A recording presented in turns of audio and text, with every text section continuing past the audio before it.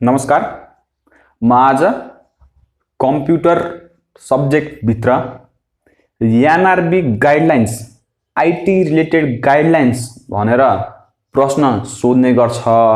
अब आरबीबी मा चाहिँ 10 नम्बरको सम्म कम्प्युटरको एउटा क्वेशन आउने गरेको पाइन्छ।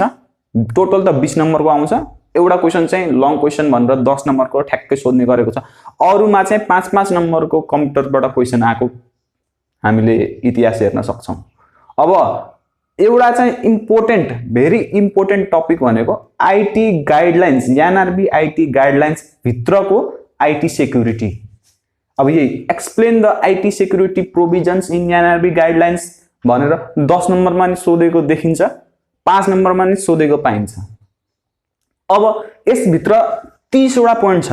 हामीले एनआरबी को गाइडलाइन्स हेर्ने हो भने 30 वटा पोइन्ट्स छ। अब त्यो 30 वटा पोइन्ट्सलाई हामीले कसरी लेख्ने त, कसरी सम्झिने त भन्ने कुरा चाहिँ आज म यो भिडियोमा सजिलै 30 वटै पोइन्टलाई हामीले कसरी सम्झिन सकिन्छ भन्ने ट्रिक अब तरिका या अब कसरी हुन्छ त्यसलाई जे भन्न मन लाग्छ त्यही भन्दा हुन्छ। अब 30 वटा छ, हामीले 30 वटै लेख्नु पर्छ भन्ने पनि छैन एक्जाममा। अब एक्जाममा त्यो मार्क्स को वेटेज अनुसार हामीले लेख्ने हो। अब 5 नम्बरको आयो भने एक लाइन गरेर हामीले 15 वटा सम्म या 10 देखि 15 वटा सम्म लेख्न सकियो। 10 नम्बरको आयो भने हामीले 20 देखि 25 वटा पोइन्ट सम्म लेख्न सकियो। अब सुरु गरौँ आजको भिडियो। सुरुमा त मैले यो 30 वटा पोइन्टलाई 5 वटा छुट्टा-छुट्टै भागमा डिभाइड गर्दिएको छु। अब त्यो 5 वटा छुट्टा-छुट्टै भागमा डिभाइड गरेर हरेक भागमा चाहिँ 5-5 वटा पोइन्ट राखिदिएको छु। अब यो 5-5 वटा पोइन्ट राखिसकेपछि हामीले एकचोटीमा 5 वटा याद गरे भइहाल्यो। ती 5 वटा पोइन्टको पनि हरेक पोइन्टको अगाडिको अक्षरबाट सर्टकटहरु बनाएको छु। अब हेरौँ है। सुरुमा हामीले आब्री भनेर सम्झिनु पर्यो। AABRI आब्री के अरे, आब्री अरे, AABRI आब्री। त्यसपछि VV फे अरे, भेरी भेरी फे भने पनि भयो, VV फे भने पनि भयो, VVFEH फे। अब यो भाइ भन्ने अनि त्यसपछि यु अनि यहाँ क्रस पनि दिएछु है, भाइ यु क्रस। अब यो यु क्रस भनेको पनि अहिले मैले बुझाइदिन्छु के हो भनेर सजिलो छ। त्यसपछि हेर्नु त ABCDM। अब यो सी को तल सानो सी छ, ए को तल सानो एस छ। किन भन्ने कुरा अहिले हामीले हेरिहाल्छौँ, सजिलो होस् भनेर नै हो। त्यसपछि यो एसआर सम्झिने, एसआर पछि USP युनिक सेलिङ पोइन्ट भन्ने पनि भयो। यो सम्झेपछि यो सम्झिहाल्छ, अहिले यसबाटै यो निकाल्ने हो। त्यसपछि सीसीटीभी सम्झिने, एटीएम सम्झिने, कोड सम्झिने। सीसीटीभी एटीएम कोड, अनि एटीएम लाई कोड त चाहियो। अब एटीएम मा सीसीटीभी हुन्छ जो सम्झिनै पर्यो। अब यो एटीएम बाट चाहिँ अरु 5 वटा जुन यो 5 वटा भाग भयो, 6 वटा भागमा डिभाइड गरेको टोटल। अब योबाट एटीएम बाटै हामीले अर्को 5 वटा पोइन्टहरु निकाल्न सकिन्छ। अब हामी सुरु गरौँ। यो सबै एउटा गरेर यो के हो, यो भनेको के हो, यो भनेको के हो भन्ने कुरा हामी हेर्दै जाऊँ। ठीक छ। हेरौँ न। सुरुमा यो ए भनेको अवेयर हुनु पर्यो। बैंकको स्टाफ जति आईटी रिलेटेड फंक्शन्सहरुमा जम्मैमा अवेयर हुनु पर्यो। Bank staff or personnel should be aware about the IT related functions भनेर लेख्न सकियो। एक लाइनमा भ्याइयो। 30 वटा लाइन चाहिँ हामीले त्यत्रो ठुलठुलो पोइन्ट त लेख्न सकिन्न। एक लाइनमा 4-5-6 शब्दमा भ्याइदिने हो। Bank staff should be aware about the IT related functions. अब authorization should be given on a need to know basis भन्ने भ्याइयो। अब बी भनेको BOD should prepare IT related policies भन्ने भ्याइयो। अब आर भनेको risk assessment should be done on a periodical basis भन्ने भ्याइयो। आई भनेको implement the physical and environmental security, environmental र फिजिकल सेक्युरिटीहरु इम्प्लिमेन्ट गर्ने भ्याइयो। हेर्नु त 5 वटा पोइन्ट भइहाल्यो। के रहेछ, आब्री रहेछ। कस्तो नाम, आब्री गरे सम्झियो। 5 वटा पोइन्ट भ्याइयो हैन। अब हामी अर्को तर्फ जाम भन्न के छ अरे, भेरी भेरी फे के गरे, VVFEH सम्झिने। अब यो भी भनेको भाइरस हो।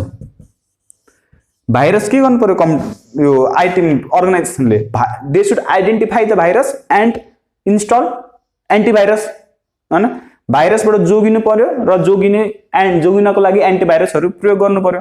अब यो भी भनेको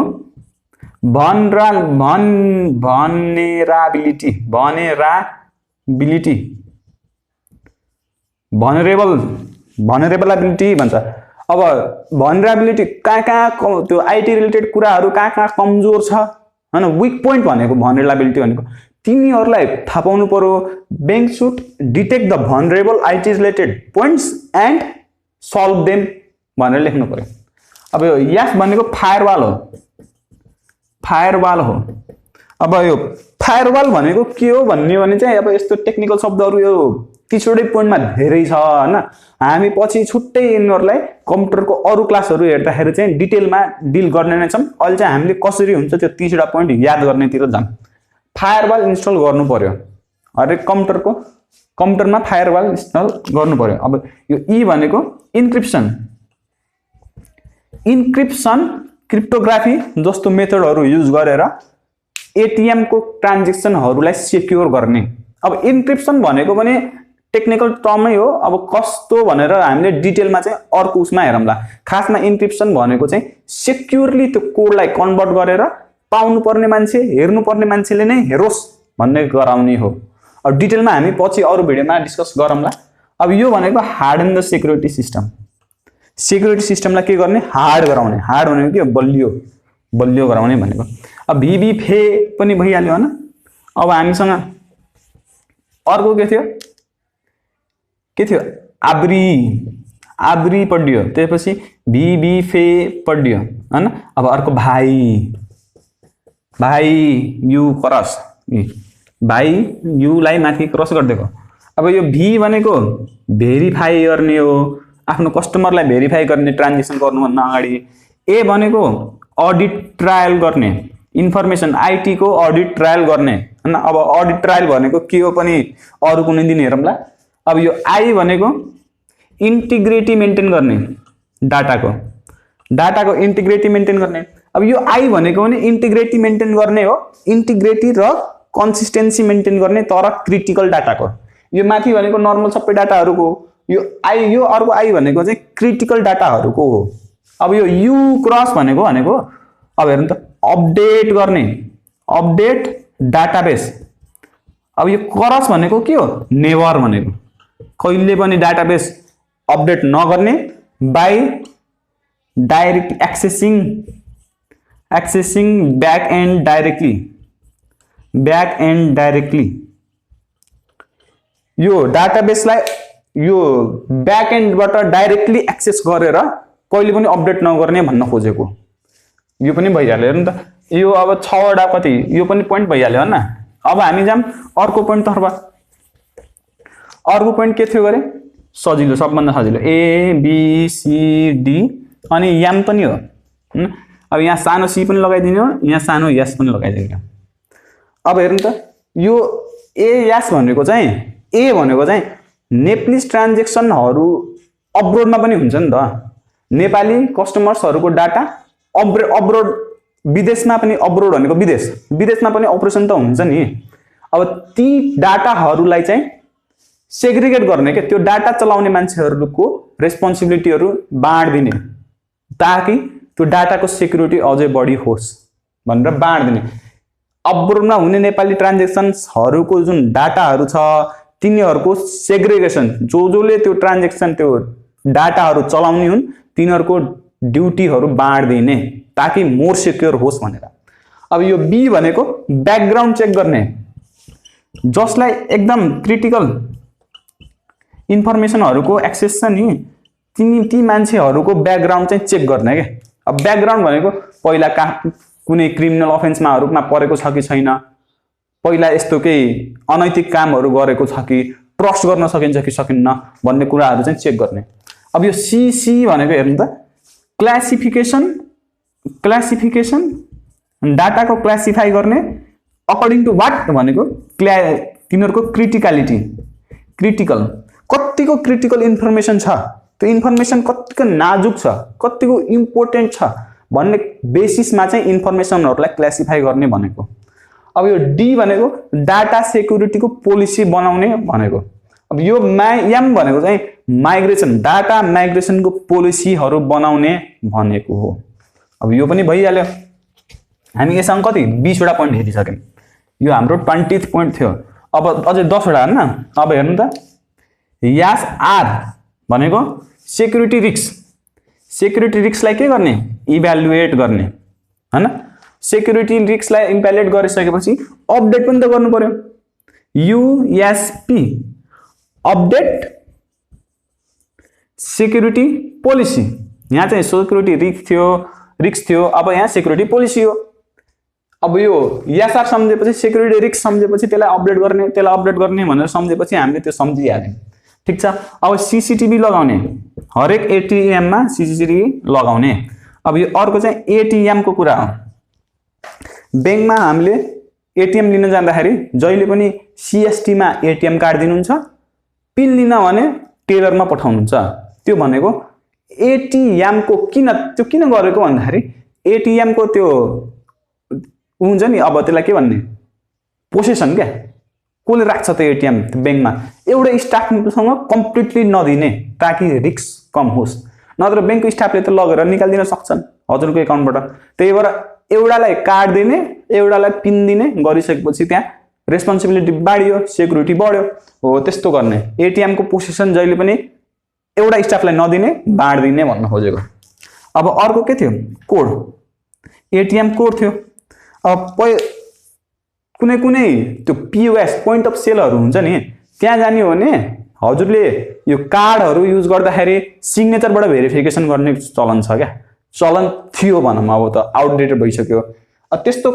त्यस्तो सिग्नेचरबाट भेरिफिकेसन नगरेर अब कोडबाट, जसरी एटीएम को कोड हानिन्छ हामीले, त्यस्तै कोडबाट भेरिफिकेसन गर्ने भनेर त्यो सिस्टम बनाउने भनेर हामीले लेख्नु पर्यो।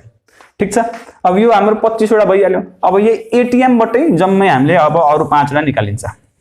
5 वटा त नै 4 वटा निकालिन्छ, एउटा चाहिँ छुट्टै हो।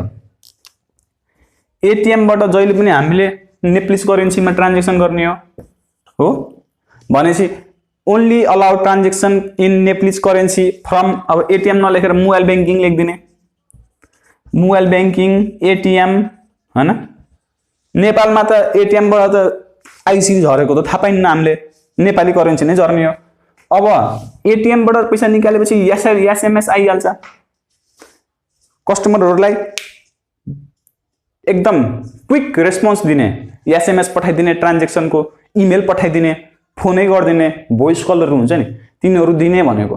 अब एसएमएस कहिले त्यो एसएमएस मात्रै पठाएर पनि पुग्दैन क्या, किनभने कुनै ट्रान्ज्याक्सन निकै नै इम्पोर्टेन्ट हुन्छ, निकै नै क्रुसियल हुन्छ, एकदमै कन्फिडेन्शियल पनि हुन सक्छ, अनअथोराइज्ड पनि त हुन सक्छ। त्यस्तो गर्दाखेरि के गर्ने भन्दाखेरि डबल भेरिफाई गर्ने। हेर्नु त, हजुरले कनेक्ट आइपीएस युज गर्दाखेरि सुरुमा लगइन गर भन्छ, त्यो पासवर्ड त हान्दियो नि त फेरि ट्रान्ज्याक्सन पिन किन माग्यो त? त्यो डबल भेरिफाई गर्न खोजेको। अब त्यो कहिले फेरि मोबाइलमा मेसेज पनि पठाइन्छ अनि त्यो मेसेजको कोड पनि हाल्नुस् भन्छ।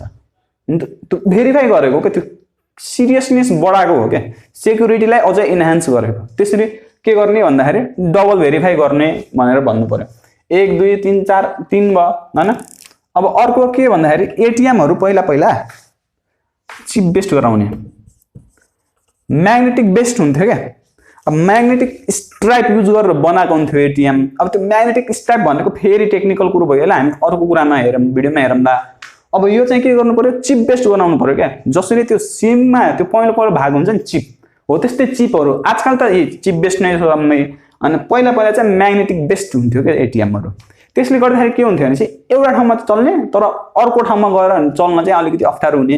भिजामा अब जस्तै इन्डियामा गएर नचल्ने, अरु देशमा गएर नचल्ने हुन्थ्यो क्या। त्यो म्याग्नेटिक स्ट्रिपको चाहिँ लिमिटेड एक्सेस हुन्थ्यो भने चिपको चाहिँ के हुन्छ भने चाहिँ एकदमै धेरै एक्सेस हुन्छ, जता पनि चल्न सक्छ भयो।